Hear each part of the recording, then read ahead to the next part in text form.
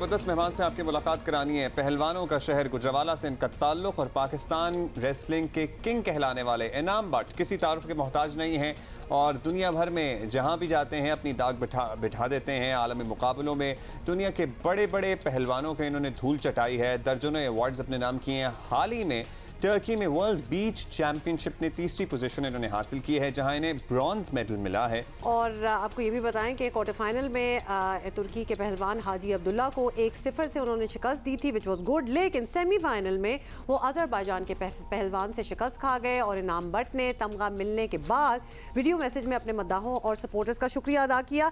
लेकिन वो सब कुछ तो होता रहता है, लेकिन इनाम बट मेक श्योर कि वो हमारे शो पर ज़रूर आएँ, क्योंकि हमें बड़ा मज़ा आता है उनको इनकरेज करने का और उनकी सारी जो ये विनिंग स्टोरीज हैं वो सुनने का। सो इनाम is back in Pakistan and with us today. इनाम पता है क्या, पाकिस्तान इस खित्ते ने, सब कॉन्टिनेंट ने, जिसे बड़े सगीर कहा जाता था, रेसलर्स को, पहलवानों को बड़ा सेलिब्रेट किया है। हमारे हीरोज, हमारे स्टार्स हुआ करते थे और आपको देखकर दोबारा से वो उम्मीद हमें नज़र आती है कि दोबारा से हम इस फ़न को, इस खेल को, इस शोबे को ग्लोरीफाई कर रहे हैं। मज़ा आ रहा है, बात करते हैं। आप you are a star for us and for the rest of Pakistan as well. तो ये जो मुकाबला रहा है आपका, मुतमईन है, हमें तो बड़ा सही लग रहा है कि चलें ब्रॉन्ज भी आ गया, लेकिन आपकी क्या फीलिंग्स हैं? सबसे पहले तो मैं हुमार अब्दुल्ला आपका शुक्रिया अदा करता हूँ और इस शो पर आना मुझे ऐसे ही लगता है जैसे मैं अपनी फैमिली में हूँ, अपने घर पे बैठा हुआ हूँ। तो अल्हम्दुलिल्लाह मुझे बहुत अच्छा लगता है अपने तमाम नाजरीन से और आपसे बात करके। जी अल्हम्दुलिल्लाह, देखें जब भी आप वर्ल्ड लेवल पर खेलते हैं तो आप, इसका मतलब है कि पूरी दुनिया से कम्पीट कर रहे हैं और उसमें आपको कोई भी मेडल मिल जाए तो अल्हम्दुलिल्लाह मैं समझता हूँ कि ये अल्लाह ताला का खास करम होता है। और स्पेशली आप ये देखें कि जब आप 5 मुकाबले खेलते हैं और पूरी दुनिया के साथ लड़ते हैं और 4 उसमें से आप विन करते हैं, तो मैं समझता हूँ कि बड़ी अच्छी पोजीशन होती है कि जब भी आप खेलें और पाकिस्तान के लिए मेडल जीतें और आपका परचम पूरी दुनिया में बुलंद हो, तो मैं समझता हूँ कि अल्हम्दुलिल्लाह मैं पूरा सेटिस्फाई हूँ। और इंशाल्लाह जो चीज़ें रह जाती हैं, हर टाइम आप में कुछ ना कुछ बेहतरी की ज़रूरत बाकी होती है। बिल्कुल, और माशाल्लाह जो चीज़ें रह जाती हैं वो आप उनको पूरा भी कर लेते होते हैं, क्योंकि मौके तो आपको मिलते रहते हैं। अच्छा, जब आप जाते हैं और इतने अब माशाल्लाह आपके मेडल्स हो चुके हैं, इतने लोगों को आप हरा भी चुके हैं, तो सेम प्लेयर्स और कंपेटिटर्स, रेसलर्स जो आपके अगेंस्ट होते हैं, वो मुड़ मुड़ के वो सेम ही आ जाते हैं या फिर कोई नई खेप भी आती है? क्योंकि जो सेम अगर हो तो उनसे तो आपकी दोस्तियाँ भी हो गई होंगी अब तक। देखें, मोस्टली ऐसे होता है कि जब भी आप इंटरनेशनल लेवल पर जाते हैं तो आपको सबसे पहले अपने मुल्क में कम्पीट करना होता है। तो हर दफ़ा जब भी मैं जाता हूँ सबसे पहले मेरे ट्रायल होते हैं, तो मैं यहाँ के पहलवानों को विन करता हूँ और फिर मैं जाता हूँ। इसी तरह पूरी दुनिया में भी यही दस्तूर है कि तब जब भी कोई खिलाड़ी अपने मुल्क को रिप्रेजेंट करता है तो वो अपने मुल्क में पहले उससे नंबर 1 बनना होता है। तो मोस्टली ऐसे होता है कि बहुत सारे खिलाड़ी यंगस्टर भी होते हैं कि वो अपने जो चैंपियन होते हैं उनको हराते हैं। इसी तरह मतलब चलता जाता है कि जब भी हर कंट्री अपना बेस्ट से बेस्ट खिलाड़ी भेजता है, तो काफी खिलाड़ी ऐसे आते हैं कि जिनसे पहले कंपटीशन हुआ होता है लेकिन बहुत ज्यादा नए आते हैं, क्योंकि बहुत ज्यादा जो पहलवानी है बहुत ज्यादा जिद्दत पकड़ती जा रही है, बहुत ज्यादा टेक्निक चेंज हो रही है, तो इस तरह मिला जुला रुझान रहता है। लेकिन हर दफा ये है कि आपकी दोस्ती हो या ना हो, कोई नया लड़का आए, आपने तो अपने मुल्क के लिए खेलना है, आपने परचम के लिए खेलना है, आपने इज्जत के लिए खेलना है, तो आपने उसको डू एंड डाई समझ के खेलना होता है। मतलब आप जिद्दत की बात कर रहे हैं, इनाम, पहले के पहलवानों की जब हम तस्वीरें देखते हैं, जो हमारे लेजेंडरी पहलवान हैं, उनकी तो जिसामत ही बिल्कुल और हुआ करती थी और आज के पहलवानों की जिसामत में भी कितना ज़मीन और आसमान का फ़र्क आ गया है। आपको लगता है पाकिस्तान में रेसलिंग या पहलवानी जिस डायरेक्शन में अब चल रही है, जिसमें माशाल्लाह आप हमारा एक चमकता हुआ सितारा हैं, सही हमारी डायरेक्शन है, हमारी समत सही है कि हम मॉडर्न भी हो रहे हैं, हम दुनिया के साथ आगे भी बढ़ रहे हैं, आगे स्कोप है हमारा? जी अब्दुल्ला, अगर मैं आपको इंटरनेशनल लेवल पर बताऊं और पिछले कुछ 5 से 10 साल की बात बताऊं, तो अल्हम्दुलिल्लाह रेसलिंग वो खेल है जिसमें पाकिस्तान रेसलिंग फेडरेशन ने बहुत ज्यादा मेडल जीते हैं और सबसे ज्यादा मेडल जो है वो हमने रेसलिंग में जीते हैं पाकिस्तान की दूसरी तमाम गेम्स में, जिसमें कॉमनवेल्थ में शामिल है, एशिया में शामिल है, जिसमें वर्ल्ड लेवल पर शामिल है। तो रेसलिंग वो गेम है जिस पर ज्यादा तवज्जो दी जाए तो बहुत ज्यादा हम बेहतर कर सकते हैं। लेकिन इस वक्त भी हमारा पाकिस्तान स्पोर्ट्स बोर्ड में कैंप लगा हुआ है, हम यहाँ पर अपनी एक्टिविटीज कर रहे हैं, तो अगर चीजों को मजीद बेहतर किया जाए तो डेफिनेटली ये वो खेल है जिसमें हम बहुत ज्यादा मेडल जीत सकते हैं, जिसमें थोड़ी सी सपोर्ट मिल जाए मजीद हुकूमत की तरफ से, तो हम वर्ल्ड लेवल पर बहुत सारे इनाम बट पैदा कर सकते हैं। अच्छा, फाइनली इनाम अपनी फैमिली का भी बता दें, क्योंकि वो भी बड़े कीन होते हैं। आपकी शादी के वक्त भी हम साथ साथ थे और आप तब भी मेडल्स जीत रहे थे और थोड़ी देर के बाद फिर शादी हुई थी, मेडल के इंतज़ार किया गया था। खुश हैं आपसे और आपको क्या लगता है, ये लिटरली आपकी दुआएं हैं आपके घर वालों की, जो आपको मतलब हर बार आप कुछ करने जाते हैं बाहर के मुल्कों में तो कोई ना कोई मेडल तो आपके साथ आता ही है वापस?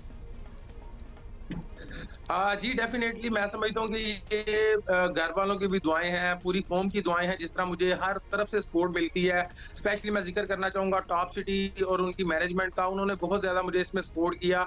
हमारे जो फेडरेशन है, हमारे स्पोर्ट्स बोर्ड है, उन्होंने बहुत ज़्यादा सपोर्ट किया।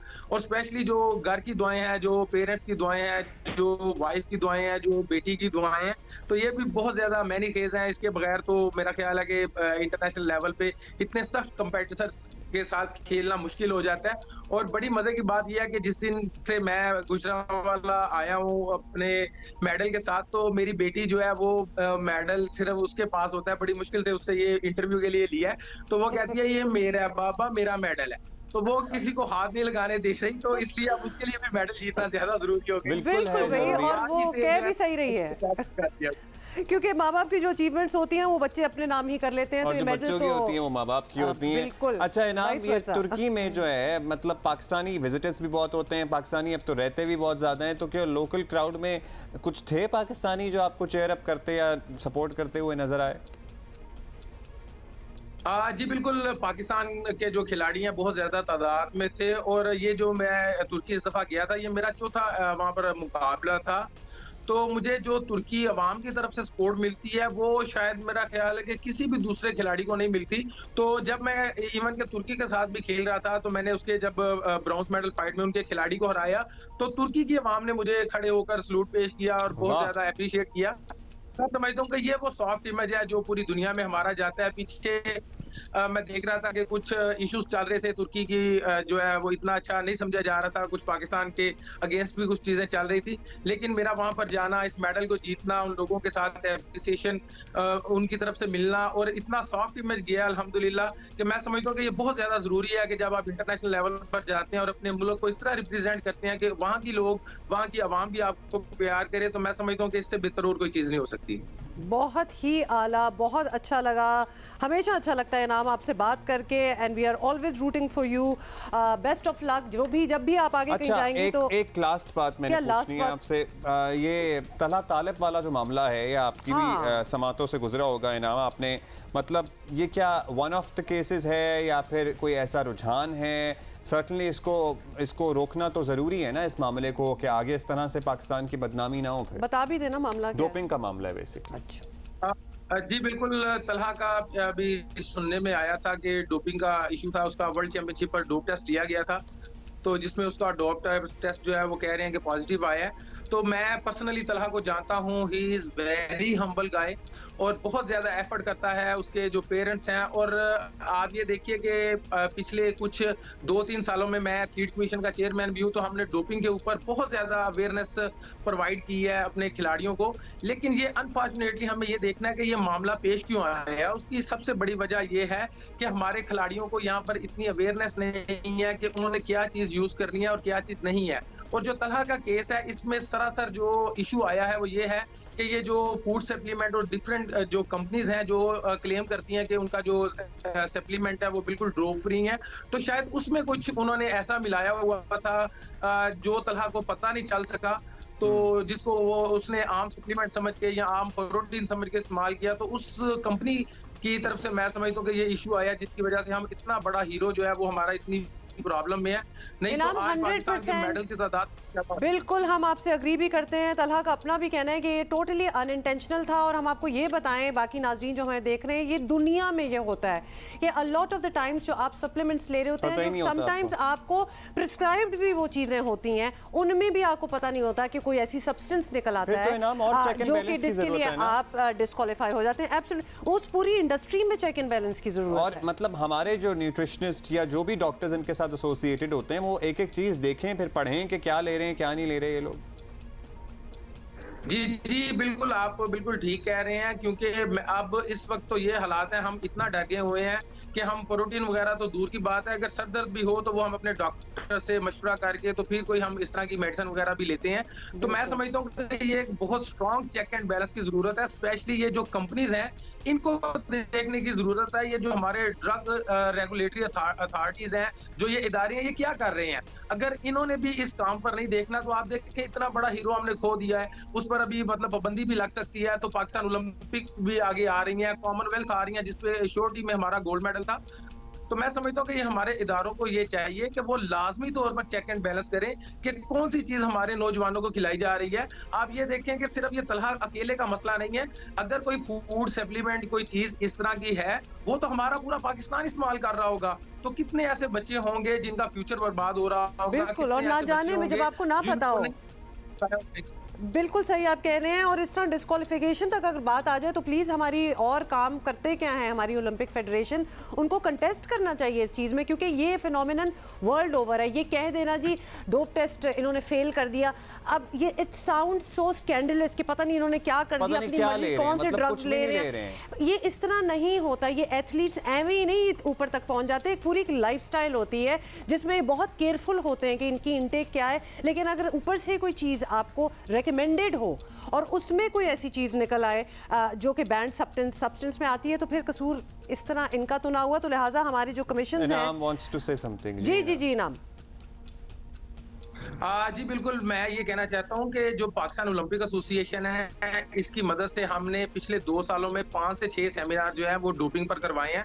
और अभी भी हम जो है 11 और 12 तारीख को पाकिस्तान का बहुत बड़ा ऑनलाइन और ऑफलाइन मतलब जो खिलाड़ी हमारे पास होंगे और ऑनलाइन उनके लिए जो तमाम पूरे पाकिस्तान के प्लेयर्स हैं और जो जनरल पब्लिक है उनके लिए हम एक सेमिनार करवाने जा रहे हैं जिसमें डोप से रिलेटेड हम चीजें बताएंगे।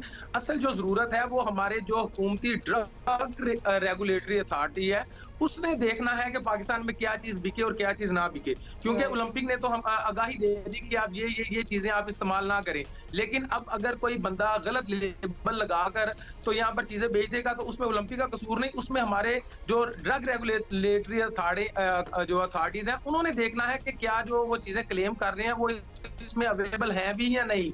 तो इसलिए ये मैं समझता हूँ कि इस चीज पर बहुत ज्यादा चेक एंड बैलेंस की जरूरत है। और as a Pakistan sports board और पाकिस्तान ओलंपिक एसोसिएशन इस पर बहुत अच्छा काम हो रहा है। तो इंशाल्लाह हम अपने खिलाड़ियों को मजीद फैसिलिटेट करने के लिए हम इंशाल्लाह इस पर काम करते रहेंगे, सेमिनार करवाते रहेंगे और जो लिस्टें हर साल चेंज होती हैं उनके बारे में भी आगाही देंगे। लेकिन अगर थोड़े से हुकूमती अदारे अपना काम करें और चीजों को देखभाल कर पाकिस्तान में यूटिलाइज किया जाए तो फिर इंशाल्लाह मजीद बेहतर हो जाएगा। बहुत शुक्रिया आपका, बहुत शुक्रिया इनाम, और बड़ी बहुत मुबारक हो वंस अगेन, बहुत मुबारक हो। और आपका इतना एक्सपीरियंस हो गया कि आप ये डोपिंग वगैरह का जो आपने कहा इतने सेमिनार्स हुए, मतलब आप बड़ी अच्छी सजेशंस दे रहे हैं और डेफिनेटली इन पे काम भी होना चाहिए, क्योंकि अनजाने में इतने एथलीट्स ऐसी चीज़ें ले लेते हैं जो उनको नहीं लेनी चाहिए। और साथ साथ फुटनोट में वैसे ही डाल दूँ, नथिंग टू डू विद अभी व्हाट वी डिस्कस, हमारे बहुत से नौजवान हैं जो टर्की में 1-2 वाहिद मुल्क ही रह गए जो बड़ा वेलकम करते हैं पाकिस्तानियों को, बड़े इज्जत करते हैं पाकिस्तानियों को, खुले दिल से वीज़ा भी देते हैं और जब आप जाएं लोगों से मिलें बताएं आप पाकिस्तानी हैं तो वो आपको एक्चुअली प्यार करते हैं। तो हमारे कुछ नौजवानों ने वहाँ जाके भी गंद डालना शुरू कर दिया है। तो 2-3 तो लड़के अभी कल परसों ही पकड़े गए हैं वहाँ, बिकॉज वो सीक्रेटली फिल्म कर रहे थे लड़कियों को। मतलब प्लीज मुल्क से बाहर निकल भी गए हो तो दिमाग अपना खोलो, ये व्हाट आर यू डूइंग। मुझे इतना अफसोस भी होता है और मैं कहती हूँ मतलब तरस भी आता है वैसे मुझे ज़हनी हालत पे